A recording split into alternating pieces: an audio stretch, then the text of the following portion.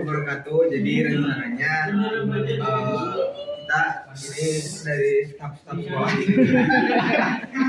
mau mengadakan acara studi tour ke kebun stroberi di Ciwidey. Nah, acaranya nanti semua siswa itu diharapkan berkumpul di tempat yang sudah disediakan dan waktu yang sudah ditetapkan.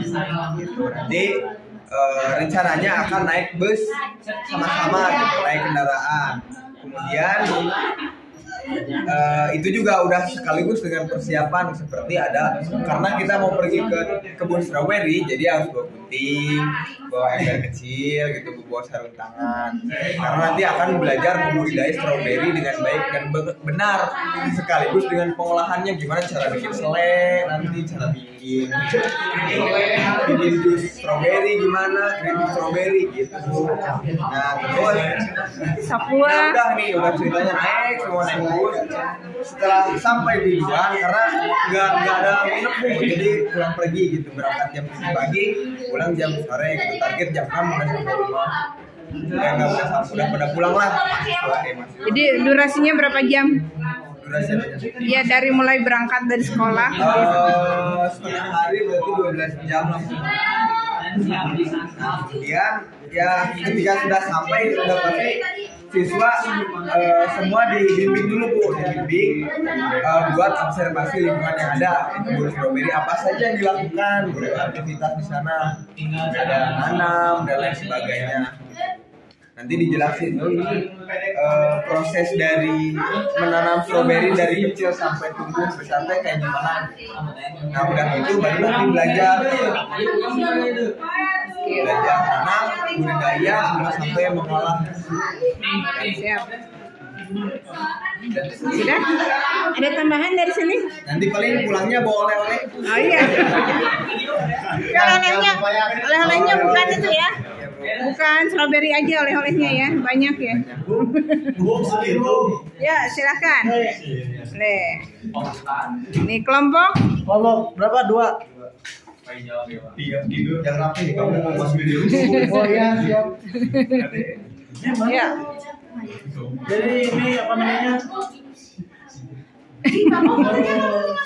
Jadi di sini kita pergi ke peternakan kambing. Ya, jadi tujuannya untuk mengetahui bagaimana caranya mengelola peternakan kambing.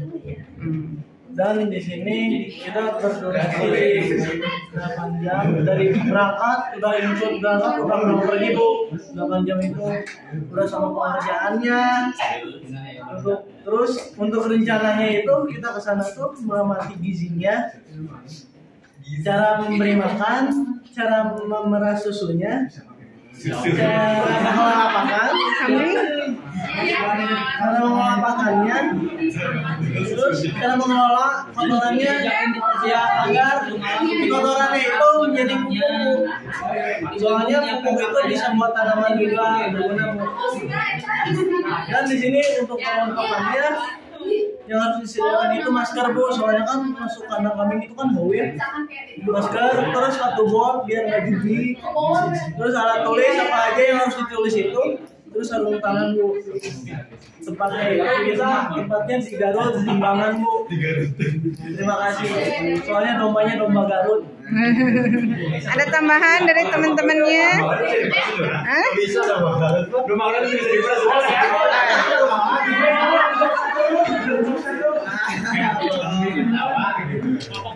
Kelompok pas. Ya. Jadi sekarang kelompok 4 mengadakan karya wisata ke kebun ubi Andasari. Nah, merumuskan tujuannya untuk mengetahui jenis-jenis bibit atau benih tumbuhan. Nah, terus bagaimana cara membudidayakan ubi ungu. Nah, di sini kita nanti menetapkan objek karya wisatanya, cara membudidayakan ubi ungu. Terus kita juga di sana lamanya perjalanan selama 12 jam. Nah, 12 jam itu selama perjalanan. Jadi di sananya di tempatnya kita menggunakan waktunya 4 jam ya. Terus perlengkapan yang harus dibawanya itu sarung tangan, pakaian ganti, topi, jas hujan. Nah itu jas hujan apabila hujan. Terus topi juga takutnya panas nanti ketika kita menanam. Terus juga pakaian ganti takutnya ada pakaian yang kotor gitu. Nanti untuk pulang pakaian ganti. Jadi jenis tanamannya itu uyuh. Dan sekian ubi. Ya. Ada tambahan dari teman-temannya? Cukup, Bu. Oke. Baik, kelompok 1. Oh, mau menulis? Yuk. Kang Rai mana tentang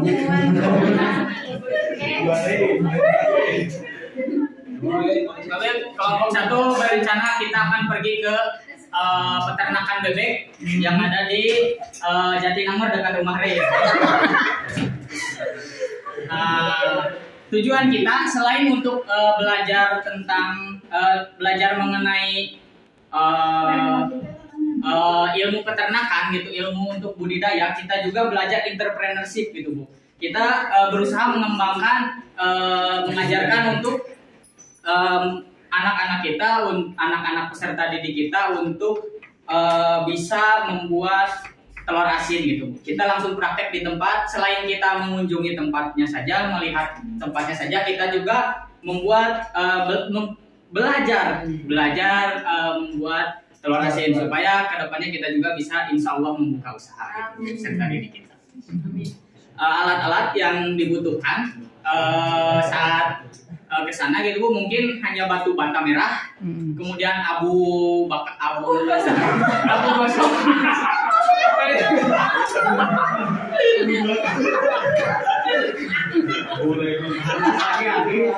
abu yang dibakar, jadi abu gosok, terus garam, ember, dan air gitu. Step pertama kita menyortir telur gitu, Bu. Telur yang baik yang bisa digunakan menjadi telur asin itu yaitu telur yang bagus gitu, Bu, tidak ada retak sedikit pun. Kemudian step berikutnya setelah disortir kita mengamplasnya, Bu. Kita diamplas, jangan terlalu jangan terlalu tipis, cukup bagian luarnya saja sampai terlihat lebih putih gitu, Bu, supaya nanti si garamnya bisa menyerap. Kemudian setelah menyiapkan telur, kita menyiapkan bahan yang lain gitu, Bu. Kita siapkan batu bata merah yang tadi yang sudah dihancurkan dengan media ember dan air, kita campurkan, kita buat seperti lumpur gitu, Bu, di situ buat menyimpan si telur tadi. Setelah tadi si telurnya diamplas, kemudian kita siapkan abu gosok. Abu gosok tadi itu dicampur dengan air, kemudian si telur kita tutupi dengan abu itu. Yang abunya itu sudah dikasih garam dan si bata merahnya juga sudah dikasih garam, ditutupi terus disimpan di bata merah itu, dikuburkan gitu, Bu. Rentang waktu sampai bisa dikonsumsi itu sekitar 10 hari, Bu. Oke. Ya, terima kasih, Bu. Oke, terima kasih. Dari teman-temannya ada tambahan?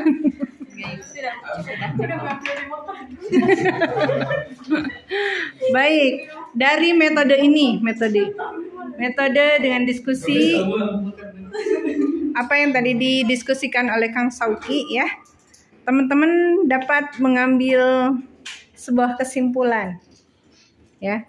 Metode ini, silakan, kesimpulannya akan berbeda-beda dari teman-teman. Tadi dengan game, kemudian Kang Sauki dan Kang Fauji presentasi, dan kemudian Akang dan Teteh melakukan diskusi secara berkelompok, 4 kelompok dengan berbeda-beda. Apa yang bisa disimpulkan oleh teman-teman? Boleh? Iya, nggak apa-apa nih, satu orang ya, satu orang nih ya, harus punya kesimpulan. Sarang-sarang, ayo Kang, ayo.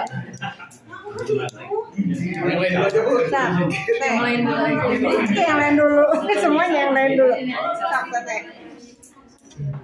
Kesimpulan dari tadi perjalanan, mulai game, kemudian ada informasi yang disampaikan Ibu, kemudian presentasi dan ini diskusi yang dilakukan. kesimpulannya Ibu. Iya, kesimpulan atau apalah yang bisa dirangkum oleh Akang dan Teteh. Ya mungkin jadi kesimpulannya yang bisa diambil gitu, tahapan metode flight trip ini lebih berpesan gitu karena bukan hanya kita mempelajarinya tapi kita melakukan langsung, jadi lebih teringat gitu, oh iya ternyata ini dan lebih berbekas di kitanya gitu. Oke. Telispia nih, salah Telispia. Tadi Silvia. Jadi dari pertama game kita mulai untuk melatih kolaborasi juga, langsung presentasi menjelaskan tentang metode file trip. Langsung sekarang diskusi per kelompok tentang kayak wisata, praktek langsungnya kayak gimana, dituliskan rancangannya. Oh iya, sip. Oke, Teteh. Kalau aku simpulan aja dari awal sampai akhir kita lebih bisa berinteraksi kepada teman-teman, lebih banyak tahu tentang segala hal dan menarik siswa untuk lebih aktif lagi. Oke, Teteh. Menurut saya yang bisa diambil, jika kita mau melakukan sesuatu kita harus ingat tahapan-tahapannya, harus sesuai dengan tahapan-tahapan. Oke. Mau disimpulkan ya dari awal itu saya jadi kayak buat belajar dan juga saya juga sudah dapat materi baru buat persiapan kita bagaimana bisa mendidik. Setelah kita menjadi guru bisa mendidik siswa itu bagaimana cara langsung ke tempat, dan kita juga tadi diskusi kelompok mempersiapkan gitu bagaimana cara membuat yang telur asing itu biar langsung gitu. Ya, oke. Mau menyampaikan? Oke. Bonus yang pesen. Ya, kelompok 4 dulu. Teh. Ayo. Kalian langsung. Jadi kalau dengan cara yang seperti tadi, anak itu jadi lebih paham, terus karena tidak hanya materi tetapi dengan praktek. Oke. Lebih seru. Ya, masih ada? Udah. Ratu. Kalau dari saya kayak sepertinya pembelajaran file trip atau karya wisata itu membutuhkan rencana yang harus disusun secara sistematis dan juga dipikirkan secara matang gitu. Gak bisa langsung mendadak. Oke, baik ya. Oke, Teteh. Menurut saya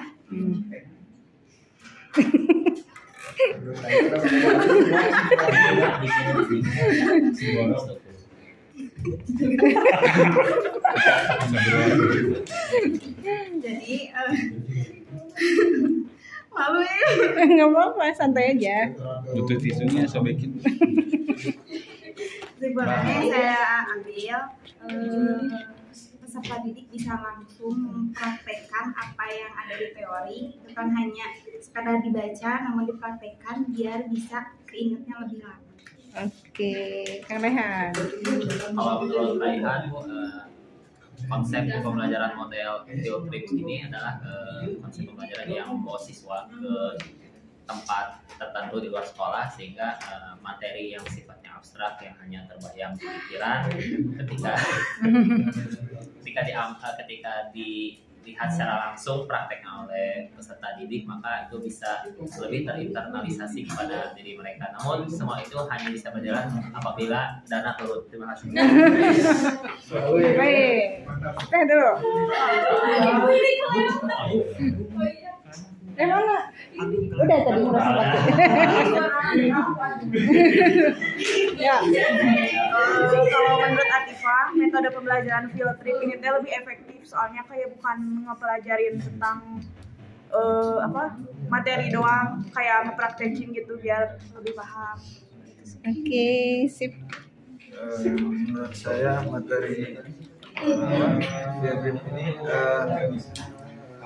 efektif karena bisa menampilkan contoh apa yang dipelajari itu, dan meskipun ada sedikit kekurangan harus memiliki waktu atau strategi yang panjang untuk melaksanakannya.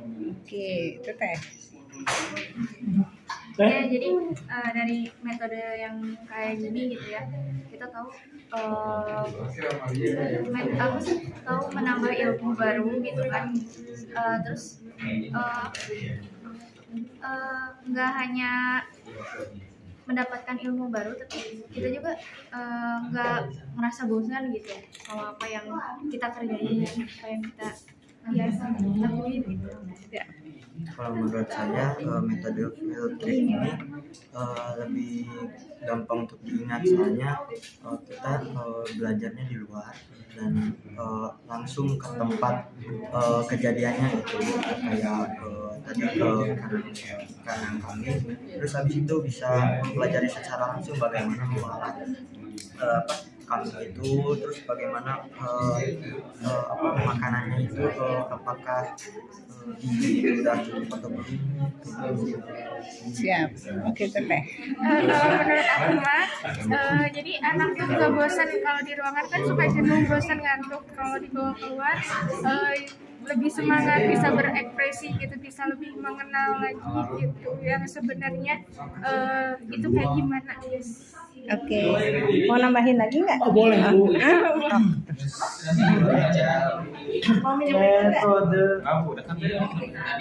Metode field trip bagi saya sih emang sangat ini, Bu. Jadi sangat efektif lah buat murid-murid itu. Soalnya di sini kita bukan mendapatkan ilmu tapi mendapatkan pengalaman juga, Bu. Karena pengalaman itu emang bagus buat murid-murid, jadi bisa kita kembangin ketika kita udah dewasa gitu. Oke.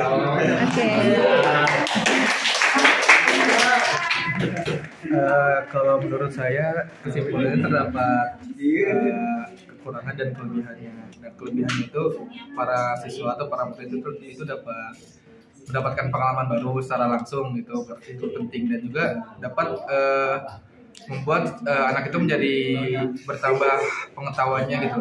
Jadi ketika murid hanya di kelas doang, hanya di kelas saja, itu kan dia kan tidak bisa merasakan secara langsung gitu loh, apa namanya, mengenai materi-materi yang disampaikan juga. Jadi dengan adanya metode ini, jadi para siswa-siswi ini, para murid ini, ya itu dapat bertambah ilmu dan juga dapat bertambah pengalamannya. Itu saja sih. Siap. Mau menambahkan? Mengenai field tripnya, ya mungkin kalau kelebihannya belajar lebih menyenangkan, kalau kekurangannya ya butuh biaya yang cukup besar. Mungkin bisa dilaksanakan 2 bulan sekali. Dengan nabung dulu gitu ya. Oke, siap. Dengan apa sih menggunakan metode pembelajaran ini gitu, diharapkan siswa itu mampu memahami dan mengamati secara langsung gitu agar mudah memahaminya. Jadi kalau dari metode efektif kalau menurut saya untuk digunakan di dalam pelajaran, karena kan metode pembelajaran membawa siswa keluar itu kan ke suatu tempat, jadi kayak seimbang aja gitu, jadi ada teori sama ada prakteknya gitu. Oke, siap. Kalau menurut saya, jadi pembelajaran ini lebih lebih efektif, juga menyenangkan, karena kan bagi anak-anak khususnya kayak anak usia SD gitu, lebih senang kalau belajarnya itu di luar gitu, melalui kayak trik ini. Nah, sedangkan kadang kalau di kelas kadang suka jenuh gitu. Nah, selain itu dalam metode ini juga melatih motorik anak. Jadi gimana anak ini bisa meningkatkan kognitifnya sekaligus motoriknya juga. Oke, terima kasih. Nih, Kang Soki. Oke, tepuk tangan untuk semuanya. Ya. Baik, Kang Soki dan Kang Fauji nih ya. Dari teman-teman, dari teman-teman yang tadi sudah melaksanakan diskusi dan kemudian tiba-tiba berangkat ke suatu tempat ya dengan perencanaannya. Nah, ini praktek yang Kang Fauji sama Kang Soki ini lihat bagaimana nih? tadi saat berkeliling? Saat perencanaan mah mereka sudah tinggal terjun. Tinggal terjun ya. Berapa menit mereka merencanakan ini dan seolah-olah ini terjadi gitu?